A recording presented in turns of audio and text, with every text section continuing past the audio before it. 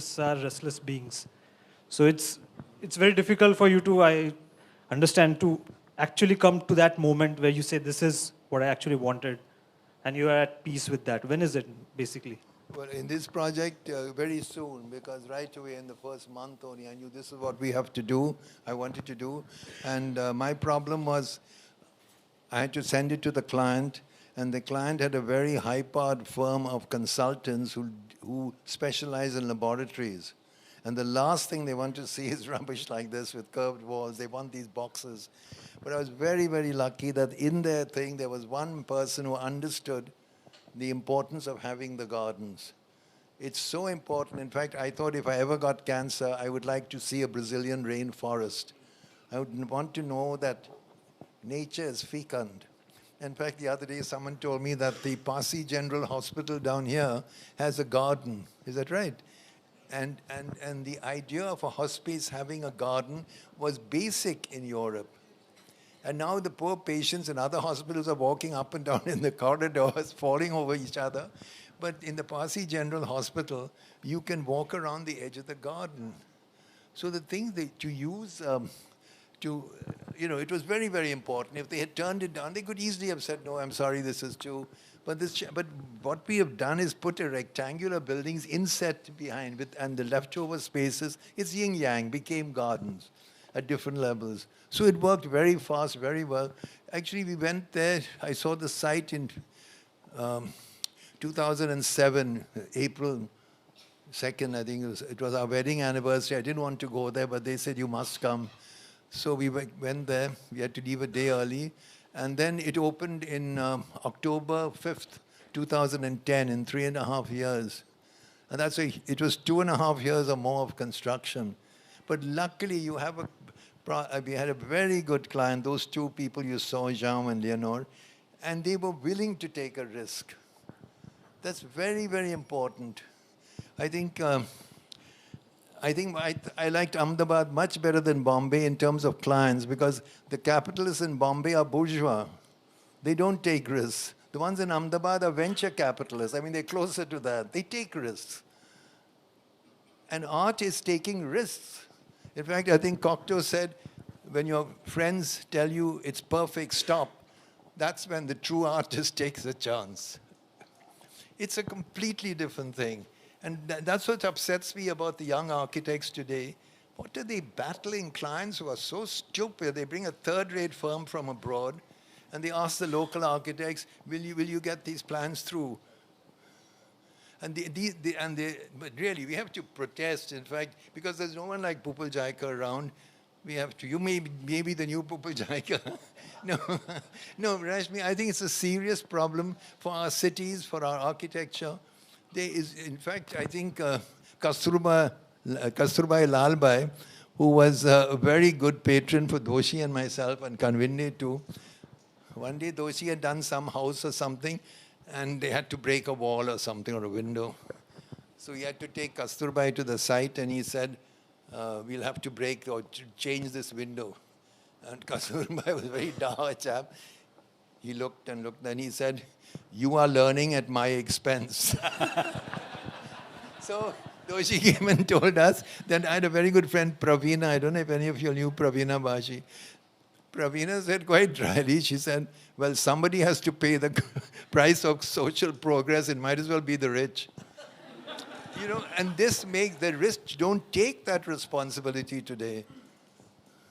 That's huge, that difference. And it'll show itself in every way, in films too. We don't have anyone who's rich enough that they can afford to be on the cutting edge of music, of some. They want to just play it. That's why Bombay was never a good place for new architecture. Because the business people here were always quite safe. I mean, Ahmedabad, Surat and all, there's more energy in them, I think. I may be wrong.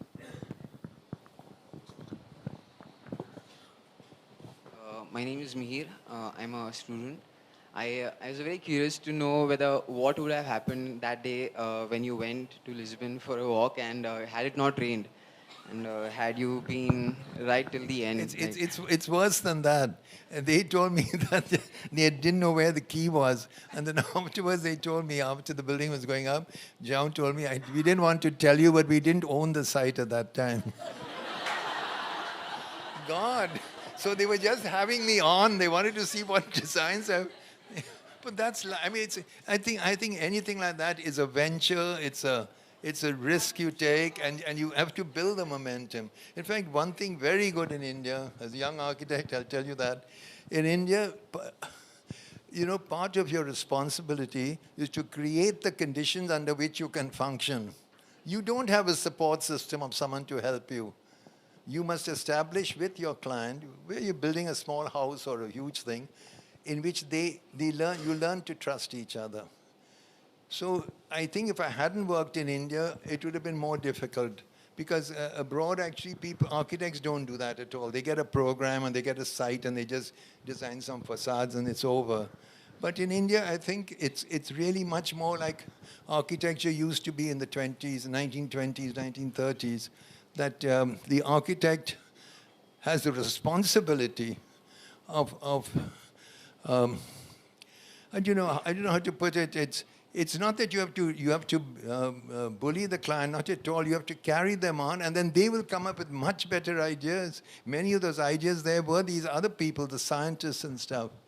I've done a project in Pune, you know, for Narlika, that Ayuka. I thought that we should make it a model of the cosmos, but today's ideas. But all the ideas came from them, the scientists. They were so excited by that. So every human being, I think, is inflammable. In fact, I used to often think that, well, let me start. I think someone like Gandhiji was self-igniting. You could put him down anywhere, and he'd start thinking, what the hell's going on? Why can't I do that, etc. I think that someone like Nehru was a great man, was not self-igniting. He had the most expensive education in the world, and not a single professor of his remembered him. That's bad news, especially in the British system where they have one-on-one relationship. But I'm sorry I'm hurting people here, but I think he was inflammable. So when he heard someone speak, and he heard so many, Varya Elwin or Homi Bhabha, he caught fire. And he said, we must do that. And the third kind of client is asbestos. Indira Gandhi was asbestos. I think who we have in Delhi is asbestos. And you can't do anything with asbestos. You can't. You can't, really. You can just hope that they'll be inflammable. Yeah, I think so. I'm Jaideep. I'm a student of architecture. You're building Bharat Bhavan and the Champali Mount Center. Both happen on same principles. You also mentioned that the expression should be contemporary of the building. So how do you explain the term contemporary in these cases? So what would be contemporary? You mean whatever is the language you're using at that time? I mean, I didn't try to make it Gothic because that's what they build in Portugal. Surely you understand that. Which year are you in? I'm in the 4th year. Okay, you should know that. Come on, you know what contemporary means. Yeah, come on. Don't duck the issue. The issue is that it's considered that you make, as I said, a cartoon version of the past, which Mario Miranda can do, of Goa, because he is a cartoonist. But we are not. You must understand that. Anyway. Any other questions? The last. Should we take the last? Or do you want to take it? No. How many more, Charles? No, I think people have to go home, no? All right, okay. So, my question is to Architect Korea. Sir, I'm Mandar, I'm an architect. And there's this very interesting thing which I noted here. There were two different experiences that we could feel from the film, rather. One was primarily for the people who are, the project was 50% for the public and 50% for the people who are resident patients. If I'm a patient in this institute, would I be able to come out into the open space where the 50% public area is? That I couldn't understand from the film. So, yeah, sir, yeah. can you? Of course, first of all, there are no patients there. It's radiation. So they go. The whole thing takes 2 minutes. It's not invasive. I mean, they do it all with CAT scan and stuff. So it takes 2 minutes, and then you go home. There's no overnight It's not stay. a lie-in hospital. It's not a lie-in hospital.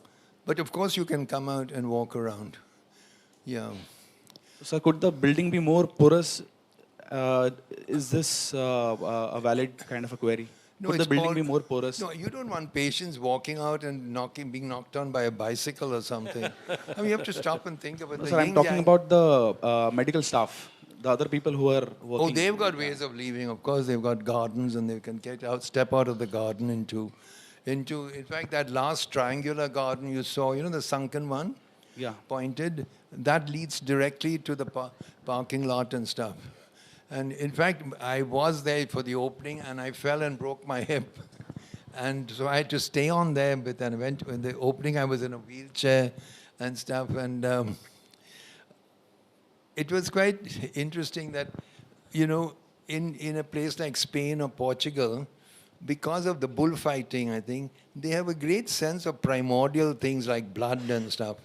So, I mean, I was a victim of my own building, the first victim. So they really liked that. They felt that a real architect would get hurt by it, because I suppose in the old days, if a building was opened, some blood was shed, either a chicken or the architect or somebody. This is really important because you can relate to people. That's what's lovely about India, no? People immediately can relate. They're not like, the idea, some primordial memory stirs in your head. I think this connect I didn't note the connect in the film. That's what I wanted to point out, that the No, I film think probably, what I'd like you to just that thing speak was left. about the unfinished shapes. Yes. Yeah, that's very important. Yeah. You know, the so-called ease of the lines and the grace of the space, of course, is apparent. But there is something, you know, like, which, of course, Charles mentioned that there's an enigmatic object at the end of the pathway. But the whole space itself is like an enigmatic object, you know. And that's the thing. I mean, you can try, even now, you've just seen the images. You've seen two versions of the images, still images and moving images. Can you encapsulate what you've just seen into something like a concrete memory? And you'll find that it's slipping out. There's something so enigmatic and something beyond, you know, easy intellectual comprehension in that space. And that's one of the things which I also tried to see through the camera, the space as an enigmatic object, and to transfer, you know, my experience of that enigma to the viewers. Because I feel that, you know, when Charles is talking about a non-building can be looked at in a very, you know, sort of banal way by just talking about it as a landscape, you know, which is not inhabited or encapsulated or some such thing like that. But actually a non-building is a place which you can't see. And the place which you can't see is a place which you can't actually understand, because you can most probably look at it, but you can't see it. And the way you don't see, you know, the mountains which you are confronted with, you know, and suppose you have a window which looks at a mountain. How long will you look at? I mean, you can keep looking at it forever, but you can't ever get it. There's something which escapes you. That quality, you know, which nature has inherently, is what, you know, I really feel Charles managed to get here and in so many other buildings, where there's a continuous defeat of the intellect, and then something else takes over. You know, we couldn't talk about all these things in the film because it's really difficult to explain it. Even right now, I don't know whether I've been clear enough, but it's a subtle thing which you might get. Or Part of the reason is that you don't understand the form. No, just when it's going, it steps down, then it goes up, and then other places. So how do you complete the form? Is it incomplete? And after some time, as you said, you are defeated, and you just accept it. And at that point, it becomes serene. That's what he said. yeah, and I mean, you need beauty. There are all kinds of beauty. You can have a beauty which is very sort of like a stated beauty. But here, you know, there's something where, like, there is an effort that you have to make to complete, like, any picture that you're seeing, that unfinished quality. So, I mean, you are part of the beauty making process, and therefore it's unique to every person. Like, I hope, I mean, all of you managed to go there and see it, but otherwise I think this film is quite enough. There is some the open-endedness of it all. In a manner of saying, it cannot be. It is open-ended. It's open-ended. It's not like you cannot say, this is the narrative, this is the beginning, this is the end. No, it's not only sort of intellectually open to interpretation, but the form itself is open-ended. And I think that's what came across. And therefore enigmatic. You can't understand it, so you can't see it. Yes, yes, and you don't know what sort of, there's always an element of surprise one has in a lot of places that you don't know what's around the corner. But this is an element of surprise because you really honestly, suddenly you see a big cheese slice and suddenly you see it kind of disappear. And it interpenetrates with two great enigmatic objects, which is the sky and the ocean. You know, I mean, like, the sky is the ultimate enigma, you know, however much you look at it, and the ocean also, which keeps changing form and color and everything. So, and the sight changes form and color with the change of sky and the ocean. So the enigma continues. You know, people just go there and just sit there, and they sit there because it's a place which doesn't bore them. You can't get bored out there because it's so vital and it's so changing all the time. You know, it's like we were lucky or unlucky, whatever you call it. Like, we caught it in two moods, like bright sunlight and dreary, cloudy, rainy light. But there are 1,000 moods in between, which I missed because I was there, but the camera wasn't there, or the cameraman wasn't ready, or the camera was shooting somewhere else, and I just passed it and I said, oh, I need this. By the time you run and you come back, it's gone. Fleeting moments in it. I think we'll take the last. Yeah, this is Dhaval here, and it's just a comment because This is Dhaval who worked on the project, eh? Yeah. and I've worked with Sir for a long time, though short compared to the life of work that he's done. But I just want to share some sort of profound, idea or things that we've come across during discussions with Sir. And something that I really like that architecture and film brings together is where he said that you can't speak a statement with just adjectives. There has to be other words which are noun, verbs, is, the.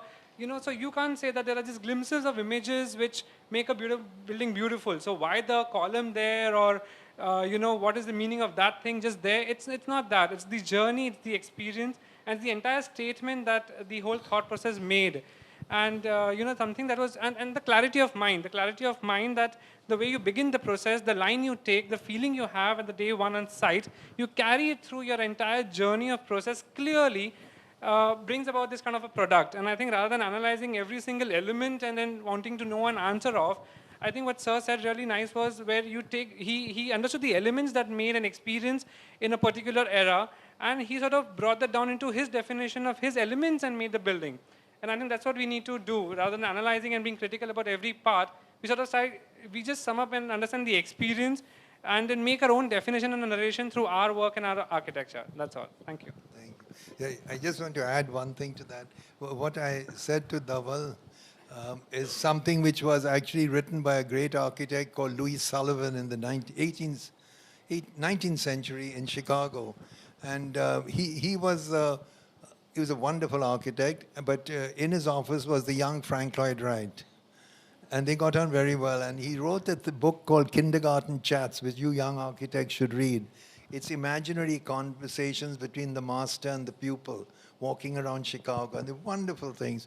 Like, for instance, one of the things is they look at a building. And Sullivan says, this building consists only of adjectives and exclamation signs. And he said a building has to have syntax. It's a sentence. It has to have a beginning and end. It has to have verbs. And that's what you see in the work of Frank Lloyd Wright or Corbusier, or what you see in Graham Greene or something. They construct it because it's quite a different thing. And I think that's very, very important that we realize, because I think another thing he says, which is very, I think, also quite scary, they look at some terrible building, and again, one of these things which are just put up and photographed, and they both dislike it, and Wright says, the student says, I think this man, the architect ran away to Paris. and Sullivan said, oh no, he's right there. He said, whenever we build, we are saying something about ourselves. Whenever we speak, whenever whatever. And I think that should be, and that what goes from construction becomes architecture. That's what takes writing into literature, anything on and on. It's very, very important. But try and read that book. It's called Kindergarten Chats. You'll probably get it on the net. Okay, the last. I just want to know how long did you deliberate on the plan? Did it come very organically, or did you rub out? No. It went very, very smoothly. Of course, we tried different things, but all within a certain context. It's like anything else. You try a different path, you come back, sometimes you continue. But again, I keep saying that it could never have happened unless the client was willing to back me up. For instance, this thing what he just spoke about, the cutting of the shapes. I mean, if I tell them I want to cut it for it to look enigmatic, they think I'm crazy. They say, how much is it going to cost me? But they didn't question me. They may have guessed it, but it doesn't cost any extra. But they trusted you. That trust is so important. I don't know if it exists today for young architects or even middle-aged ones. But I think the whole process is so ugly today. It's all market.